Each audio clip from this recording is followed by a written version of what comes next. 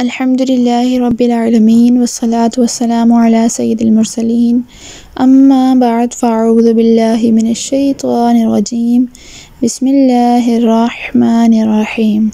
اللہ تعالیٰ اس آیت میں ارشاد فرماتے ہیں، ربنا وجعلنا مسلمین لک ومن ذریتنا امۃ مسلمۃ لک وارنا مناسکنا وتب علینا انک انت التواب الرحیم۔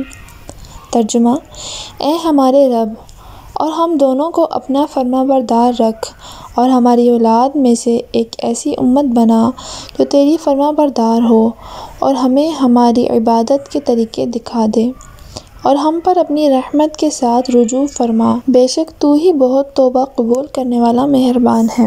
وجعلنا مسلمین، اور ہمیں فرما بردار رکھ۔ سبحان اللہ، وہ حضرات اللہ تعالیٰ کے مطیع اور مخلص بندے تھے، پھر بھی یہ دعا اس لیے مانگ رہے تھے کہ مزید اطاعت اور عبادت اور اخلاص اور کمال نصیب ہو۔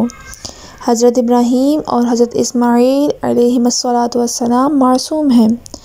آپ کی طرف سے توبہ تواضع یعنی عاجزی ہے، اور اللہ والوں کے لیے یہ تعلیم ہے۔ خانہ کعبہ اور اس کا قرب قبولیت کا مقام ہے، یہاں دعا اور توبہ کرنا سنت ابراہیمی ہے۔ وَأَرِنَا مَنَاسِكَنَا، اور ہمیں ہماری عبادت کے طریقے دکھا۔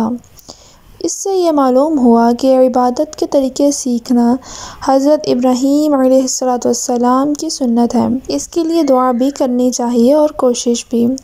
بغیر طریقہ سیکھے عبادت کرنا اکثر عبادت کو ضائع کر دیتا ہے۔ حضرت انس بن مالک رضی اللہ تعالیٰ عنہ سے روایت ہے، رسول کریم صلی اللہ تعالیٰ علیہ وآلہ وسلم نے ارشاد فرمایا، ہر مسلمان پر علم سیکھنا فرض ہے۔ فرض عبادت کا طریقہ اور مسائل سیکھنا بھی اسی میں داخل ہے۔ ربنا وابعث فیہم رسولا منہم یتلو علیہم آیاتک ویعلمہم الکتاب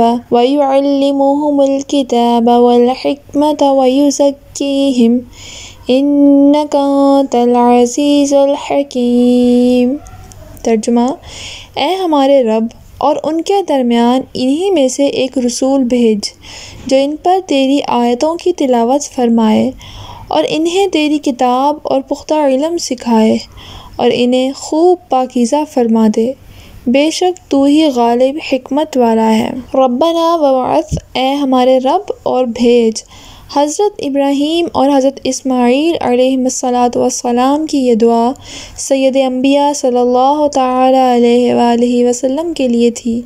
خانہ کعبہ کی تعمیر کی عظیم خدمت بجا لانے اور توبہ اور استغفار کرنے کے بعد حضرت ابراہیم اور حضرت اسماعیل علیہم السلام نے یہ دعا کی کہ یا رب عز و جل، اپنے حبیب نبی آخر الزمان صلی اللہ تعالیٰ علیہ وآلہ وسلم کو ہماری نسل میں ظاہر فرما، اور یہ شرف ہمیں عنایت فرما۔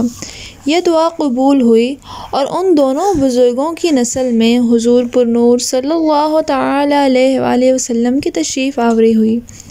امام بغوی نے ایک حدیث روایت کی کہ حضور اکرم صلی اللہ تعالیٰ علیہ وآلہ وسلم نے فرمایا، میں اللہ تعالیٰ کے نزدیک خاتم النبیین لکھا ہوا تھا، حالانکہ حضرت آدم علیہ السلام کا خمیر تیار ہو رہا تھا۔ میں تمہیں اپنے ابتدائی حال کی خبر دوں، میں دعائے ابراہیم ہوں، بشارت عیسیٰ ہوں، اپنی والدہ کے اس خواب کی تعبیر ہوں جو انہوں نے میری ولادت کے وقت دیکھی، اور ان کے لیے ایک بلند نور ظاہر ہوا جس سے ملک شام کے ایوان اور محلات ان کے لیے روشن ہو گئے۔ اس حدیث میں دعائے ابراہیم سے یہی مراد ہے جو اس آیت میں مذکور ہے۔ اللہ تعالیٰ نے یہ دعا قبول فرمائی اور آخر زمانہ میں حضور سید الانبیاء محمد مصطفیٰ صلی اللہ تعالیٰ علیہ وآلہ وسلم کو مبعوث فرمایا۔ وَيُعَلِّمُهُمُ الْكِتَابَ وَالْحِكْمَةَ، اور انہیں تیری کتاب اور پختہ علم سکھائے۔ آیت میں کتاب سے مراد قرآن پاک اور اس کی تعلیم سے اس کے حقائق اور معنی سکھانا مراد ہے، اور حکمت میں سنت، احکام شریعت اور اسرار وغیرہ سب داخل ہیں۔ حضرت ابراہیم علیہ السلام نے حضور اقدس صلی اللہ تعالیٰ علیہ وآلہ وسلم کے متعلق بہت سی دعائیں مانگیں جو رب تعالیٰ نے لفظ بلفظ قبول فرمائیں۔ حضور پر نور صلی اللہ تعالیٰ علیہ وآلہ وسلم مومن جماعت ہیں، مکہ معظمہ میں پیدا ہوئے، رسول ہوئے، صاحب کتاب ہوئے، آیات کی تلاوت فرمائی، امت کو کتاب اللہ سکھائی، حکمت عطا فرمائی، ان کے نفسوں کا تزکیہ کیا، اسرار الہی پر مطلع کیا۔ آئیے ان مسائل کا تذکرہ کرتے ہیں جو وَيُعَلِّمُهُمُ الْكِتَابَ وَالْحِكْمَةَ سے معلوم ہوئے۔